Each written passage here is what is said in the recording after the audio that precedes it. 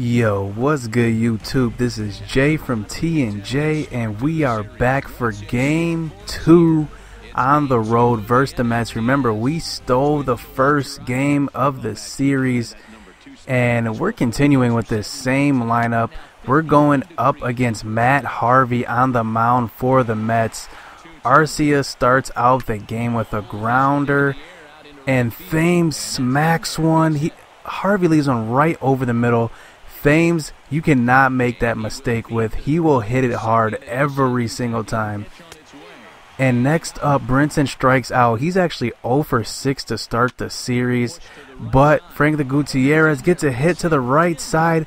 Thames is going to round third and come into the play, but he is thrown out.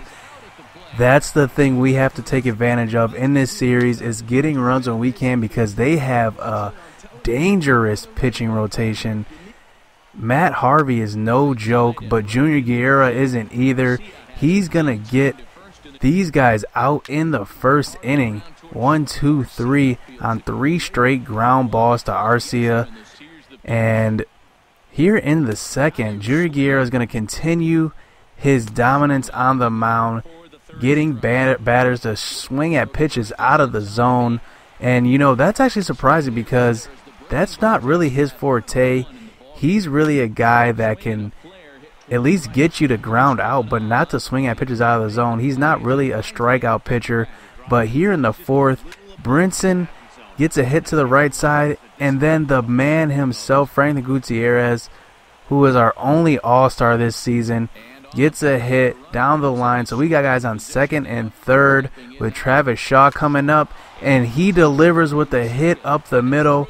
I'm rounding third with Franklin Gutierrez, and he's going to slide in, and we're going to take the early 2-0 lead here in the fourth inning.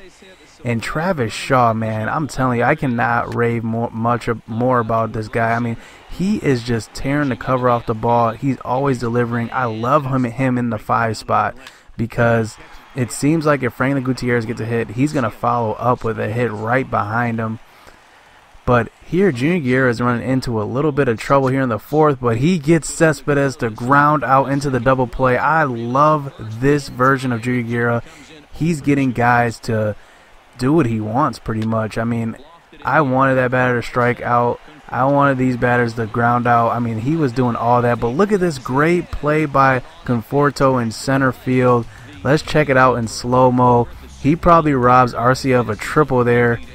And we had Thames coming up next, so you already know he doesn't want to see Thames.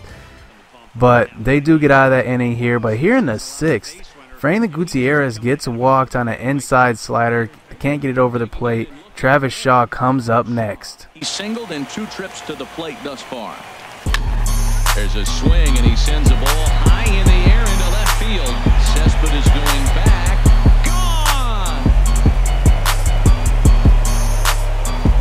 I told y'all about Travis Shaw. He is on fire, man. I'm telling you, I'm so glad I re-signed him in the offseason. I cannot believe I contemplated letting him go after just 1 season with the Brewers, because I was frustrated with the way he was hitting the ball. He was very inconsistent last year, but this year he is a proven commodity, and he looks like he's going to be our starting third baseman for a long time. So they do have to bring in a relief pitcher, but Jorge Soler just picks up where Travis Shaw left off. He hits one down the right field line. The right fielder tries to dive for it, but Jorge Soler is going to get into third base with a triple. So we got a guy on third, but Robinson Chirino strikes out swinging there. So Junior Guerra in the sixth, he actually gives up a hard liner past Arcia, and they're going to start off the inning with a leadoff double. And this has really been the first real threat we've had in this whole series. Eric Thames fields the ball here, gets him at first. But here, Neil Walker just hits a rocket over the fence, and that one is going to cut the lead to 2. The Big Apple out in center comes up. You know what time it is. The Mets actually are bringing the score within 2, but Steve Geltz comes in the 9th inning, and you know when Steve Geltz is on the mound, it's shut down city.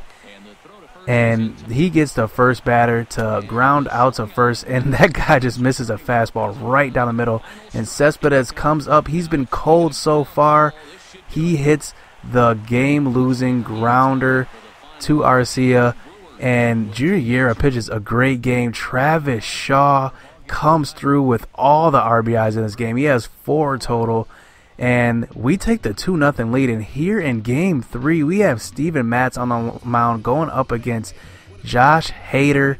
Josh Hader is in his first playoff appearance here in the first inning. He's actually walking the first guy and giving up a hit to the second guy. So they have Cespedes coming up, and I'm afraid because Cespedes versus left-handed pitching, he's going to smack the ball. But we get him to strike out looking, but Lucas Duda comes up and hits a hard grounder to Arcia, and we get out of that inning despite giving up the first 2 runners of the game. And Arcia, he just can't start off the game with a hit, but Eric Thames makes up for it.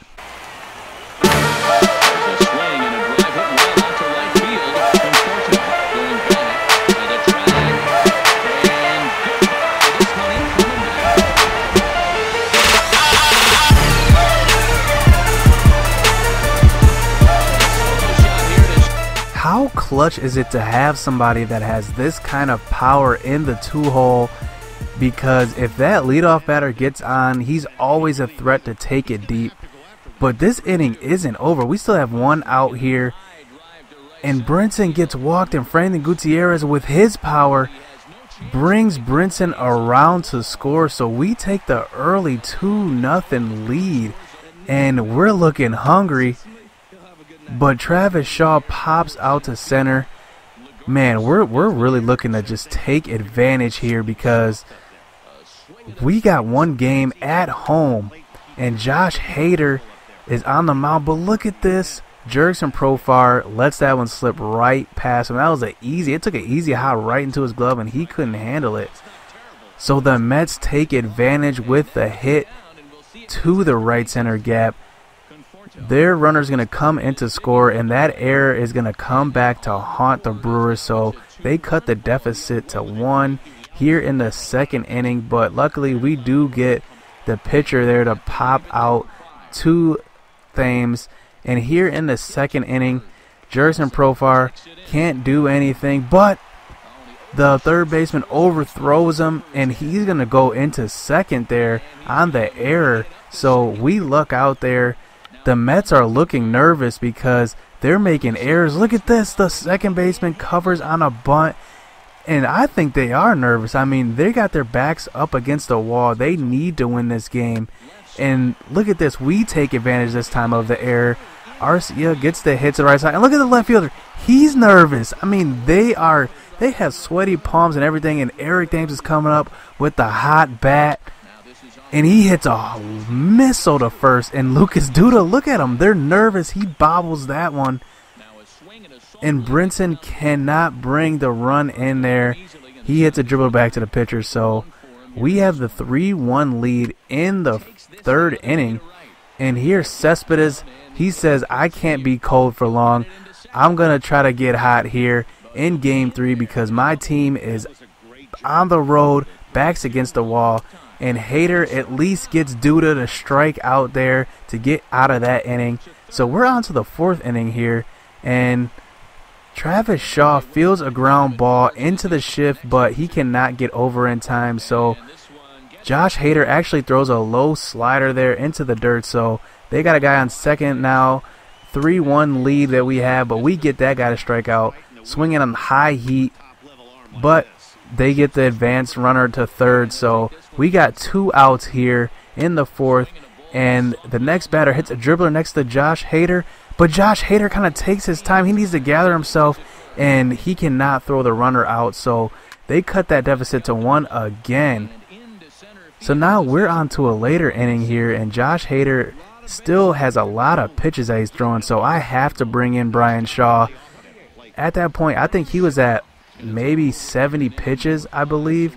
So I was like, man, his stamina, you can tell he wasn't hitting his spot. So I had to bring in Bryan Shaw here. So in the 5th, Cespedes hits a grounder, but look at what I do. I try to throw to second. That was just a brain fart on my part, because Lucas Duda comes up next and takes one deep, but that one just doesn't get out.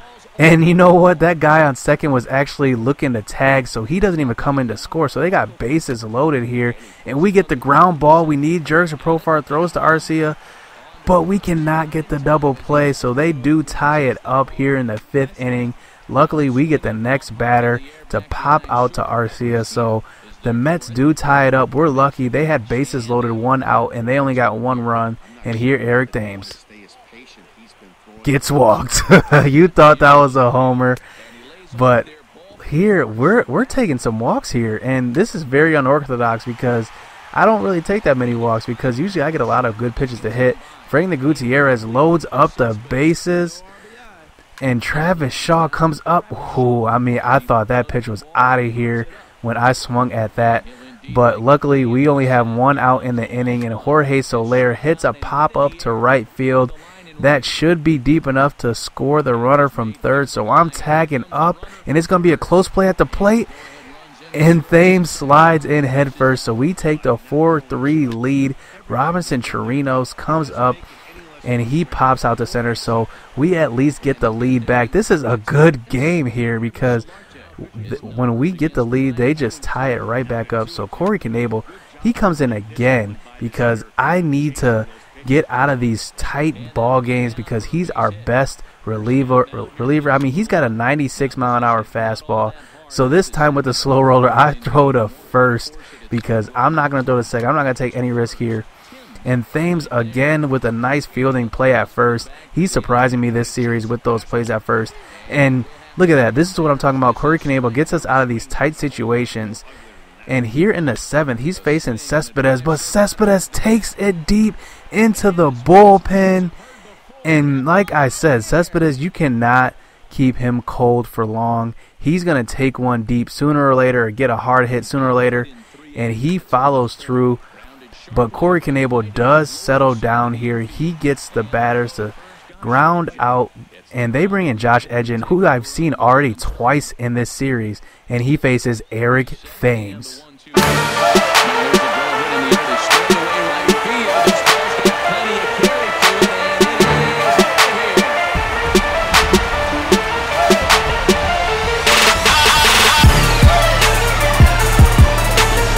Man, he's showing up like he wants a couple days rest to wait for the next series.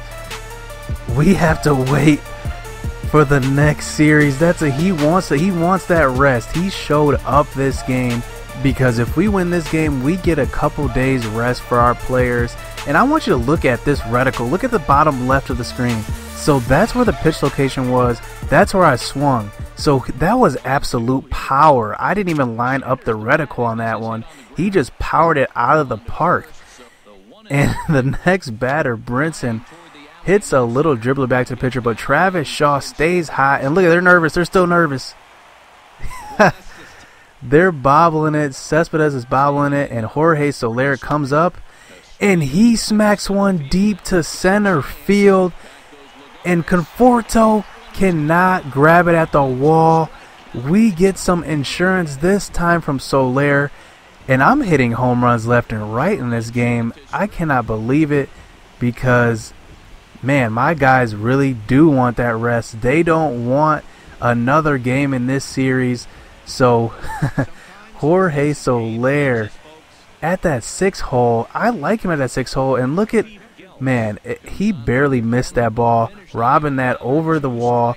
But Steve Geltz comes in for the save, and you know what time it is. Steve Geltz, he shuts it down. He plays no games in that closer position. He's looking at a pretty good payday this offseason, because he's got one batter left to advance to the NLCS, and he gets Cespedes, the best player on the Mets, to strike out, and the Brewers advance to the NLCS. And we're going to face the winner of the Cubs and the Giants. We don't know who we're going to play yet, but we do know that either way, we're going to have to get a rematch from Mad Bum, or we're going to have to face our rivals in the Cubs.